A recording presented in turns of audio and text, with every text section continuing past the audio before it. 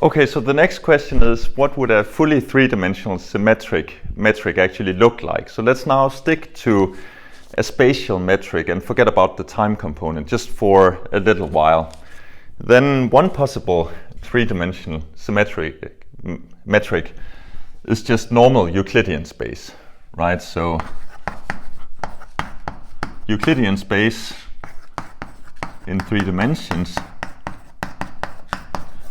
has a super simple metric. It just looks like this in Cartesian coordinates, or equivalently in polar coordinates. It looks like this. And that indeed, of course, is completely identical in all spatial locations. There's nothing weird about any particular location. But as it turns out, it's not the only possible solution. It's not the only metric that has this property. So in fact, it turns out there are 2 additional simple metrics that one can cook up that are everywhere the same in all spatial points. And in order to see that, let's just start by a 2-dimensional analogy. So let's now just look at 2-dimensional surfaces, right? So the 2-dimensional Euclidean surface, that's the one which is characterized by ds squared equal to dx squared plus dy squared. Nothing magical about that. But there's another 2-dimensional surface that's identical in all points, and that's the 2-dimensional sphere. Right? So if you have a spherical surface which is 2-dimensional, you just embed it in a 3-dimensional space just to make it look simple. But everywhere on the surface is identical. And what would the metric on such a surface actually look like?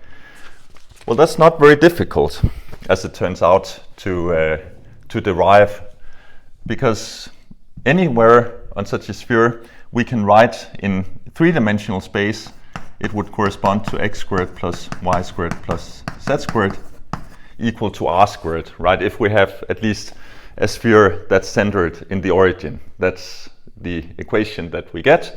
And that means this z parameter we can always uniquely determine by use of the other 2 parameters, right? So we could write z as r squared minus x squared minus y squared square root.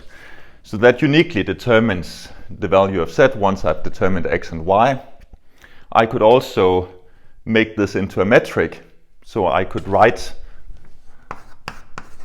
dz by doing the differentiation here, right? So that would give me 1 divided by 2 times the square root, and then I would get minus 2 x dx minus 2 y dy if I do the differential in there. And I can massage this a little bit further by getting rid of the 2's, and then I could square that to get dz squared. And that would give me here x dx plus y dy squared divided by this term squared, which is r squared minus x squared minus y squared. Right, so this gives us uniquely the value of dz squared. And that means I can now construct the metric from x, y alone. I don't need z because that's determined as a function of x and y. So if we just continue this for one more step or 2, then I could write out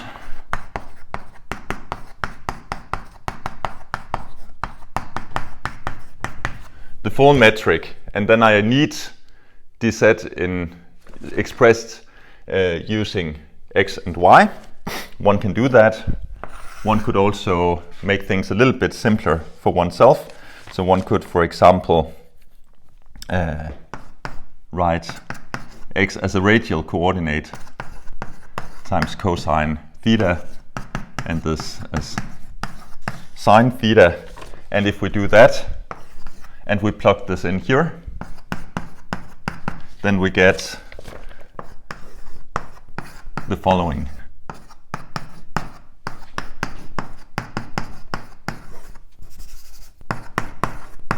Like this. So what you see is something that looks a little bit like the Euclidean metric for a two-dimensional surface. For a Euclidean metric, you would just basically have d r squared plus r squared d theta squared. Here I now have the radius of curvature of the sphere, and one can rederive the flat limit by taking capital R here to infinity. That would mean I have an infinitely large sphere. Of course, locally, an infinitely large sphere is equivalent to a plane surface, right? So I get the flat limit out again. One can also do, as it turns out, one more case. So this one is defined to have curvature larger than 0. And well, okay, the simple way of thinking about the sign is that if you do a sphere and you look at some point, then you can do a second derivative in one direction or the other orthogonal direction, and they both have the same sign. So that will give you, dependent of course on how you define the sign of curvature, but that would give you one particular sign of the curvature which is now defined to be positive for the sphere. As it turns out, there's one more surface which is two-dimensional that has kind of the same property, namely that it's identical everywhere, but it's not spherical, it's hyperbolic, right? So it's the two-dimensional equivalent of the hyperbola, just like this is the two-dimensional equivalent of the circle. So for the two-dimensional hyperbola, the hyperbolic surface, one would not use this condition, but rather just like for the one-dimensional hyperbola, one would flip the sign here, right? If you have just one dimension, it would be x squared minus y squared equal to a constant. Whereas here, it would be x squared plus y squared minus z squared. And one gets almost the same thing. Not exactly, but almost the same thing. So one would now get everything identical, except that there should now be a different sign here. So if I go through exactly the same calculation for this two-dimensional surface, I would get, oops, it should just be plus r squared, like this. So you see here that it's going to look almost identical, except now that I flip the sign here. And that means I can actually treat, so this surface is one that you've, I'm sure, seen in a variety of different books on introductory cosmology, for example, right? It's the so-called saddle-like surface. And if you think about the saddle point itself, which is really what is equivalent in this projection, then I have a second derivative, which is one sign if you go along this direction, but of course the opposite sign in the transverse direction. So since they have different signs, I get a flip of the sign of the curvature. And then I define, since I define this to be positive, this must be the negative curvature surface. So in 2 dimensions, I now have a full description of all possible surfaces that I can have, which are everywhere the same.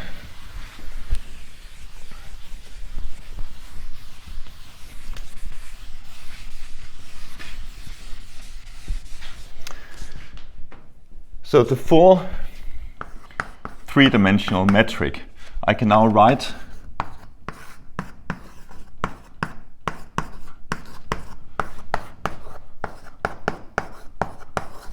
so this is now a generalized version of what I had above, where k is +1 for the sphere, it's 0 for Euclidean space, and it's -1 for the saddle-like surface.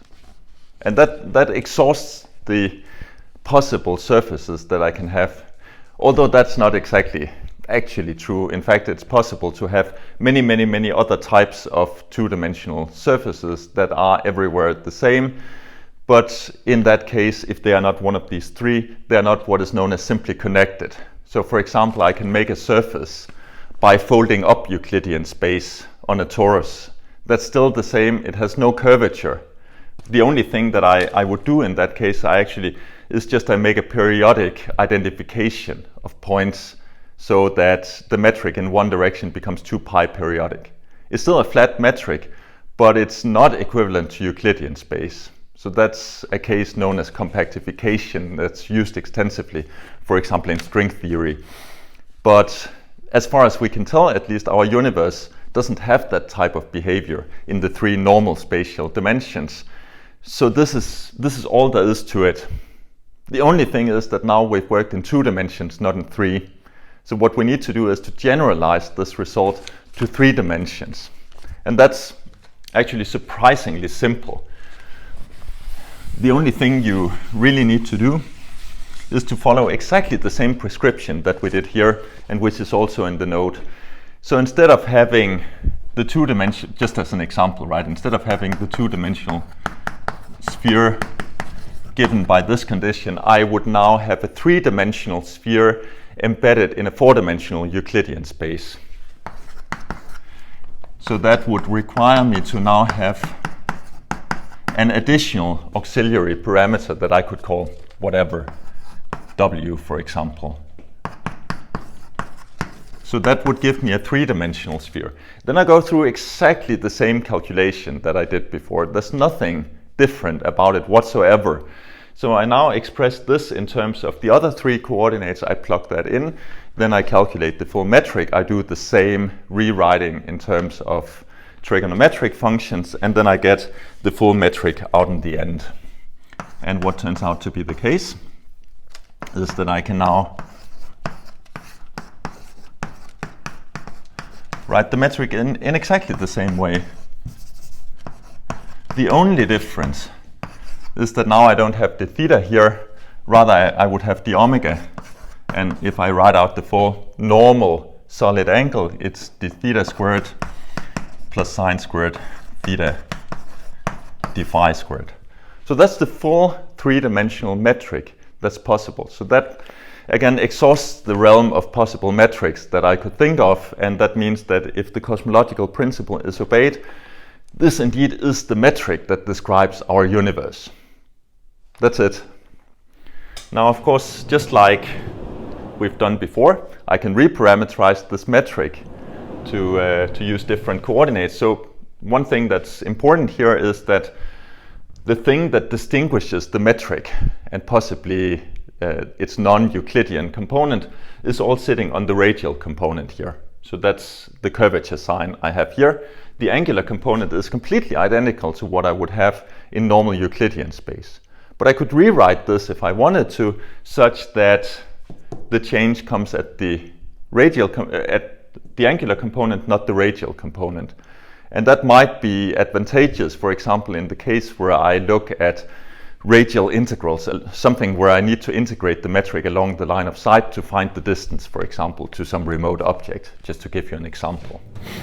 So let's just do that as a final thing.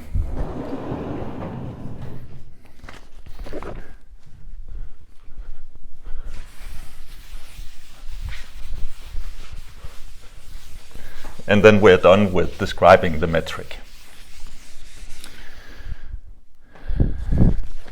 So one can do a reparameterization of the radial component in terms of a new function. So one can write this radial component as, let's call that new component chi, like this. And just chi itself for the k equal to 0 case, and then capital R, and then sine hyperbolic for the negatively curved case. So that's just, of course, a definition. Now, if I make that redefinition, then I can go through this entire calculation again, and I can re-express the metric in terms of a new radial coordinate called chi. And if I do that, just to give you the results, you can do it yourself. I mean, it's exactly the same machinery that you need to go through. So what you end up with is a metric that now looks slightly different. And then it's let's call this function. Let's call it sk of chi, where this sk or s kappa is defined like this, right? So I don't want to write it out again, but it's just defined as any of these three cases, and like this. And you see this metric is slightly different, or it looks slightly different from the one we had before. Now the radial component is exactly the same as in Euclidean space, and that means I now transferred the non-Euclidean component to the angular part. And it's the same metric. It describes physically the same space, but now making this redefinition of the radial coordinate, life becomes a little bit simpler if I want to do line of sight integrals, for example. So it's not to say that this is the only meaningful choice. The other one is equally good. It just depends on what I want to use it for. But that's essentially it for the three-dimensional metric. It's fully described by what I've talked about here. Now, of course, I also need an additional piece of information, namely the time component of the metric, which I haven't discussed at all yet. So the question is, how would one go from this three-dimensional symmetric metric into a fully four-dimensional metric? So again, we don't really have time for a very detailed derivation, but you can find it. I put a reference in the notes to a book by Robert Walt on general relativity, which is kind of the standard textbook on this topic. So I just want to sketch it out and try to make it plausible. Now, if I look at the full metric tensor in whatever we're looking at here, then remember the three-dimensional metric. Well, that should be what I have up there, right? What I wrote before. So that's some 3D symmetric thing. Then I have cross terms in principle. So there I would have terms like dt times, for example, d chi or d theta or d phi. But the point is, I must always be able to write the metric in such a way that these terms disappear. If that was not the case, then I would disobey the cosmological principle. So even if the spatial part of the metric is actually fully 3D symmetric at some point in time, they would not remain so, because if I have cross terms up here, I would have different expansion rates, for example, for the universe at different locations. So again, that's not a thing that is generally allowed. So that means these terms, they must be zero, or at least I must be able to construct the metric in such a way that they are zero. And that means I can now write out the full ds squared, which, remember, in this language, in index language, is written like this. But I can now write it in component form. So I would have minus for the dt part, and then I would have some function. Let's just call it b. And that, in principle, should be a function of all the spatial and time components, and then dt squared, and then plus the spatial part of the metric. But remember, I'm allowed to multiply this fully symmetric part with some other function that, in principle, I could call a.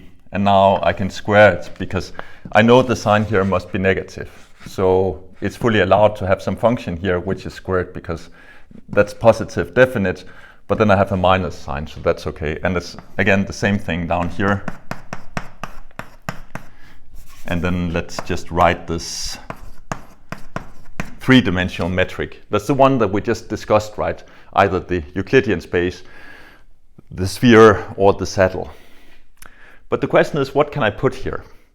Well, first of all, whatever these functions are, they cannot depend on location, because again, then I would violate the cosmological principle. So certainly, they cannot be dependent on location. And that leads us to the final form of the metric.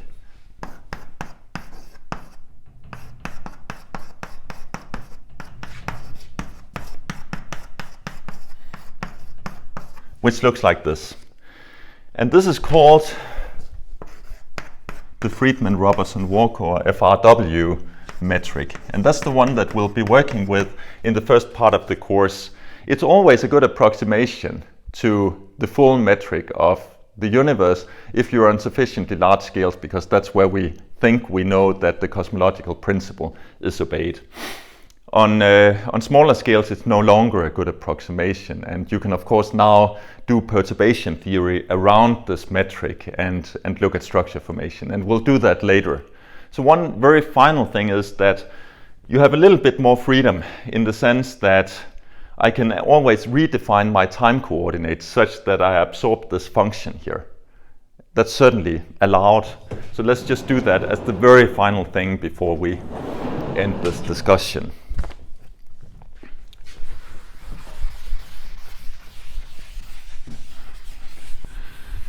To write the Friedman-Robertson-Walker metric in the normal way of writing it. So remember that it's always true that ds squared is equal to minus d tau squared for an observer at rest in the metric. And if I write out the full FRW metric, then it was b squared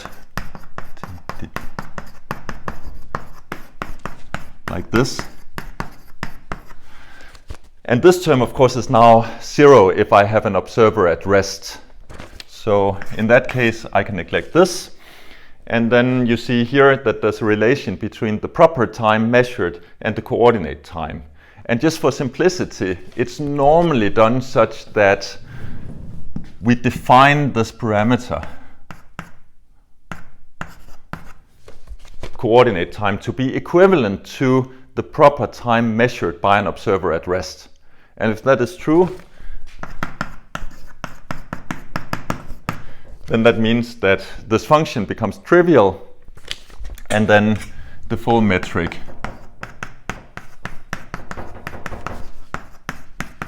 can be written like this. And that's the typical way of writing out the Friedman-Robertson-Walker metric. Again, it's not the only one. And in fact, later in the course, when we look at structure formation and perturbation theory, the time component is often defined to be equal to what is known as conformal time.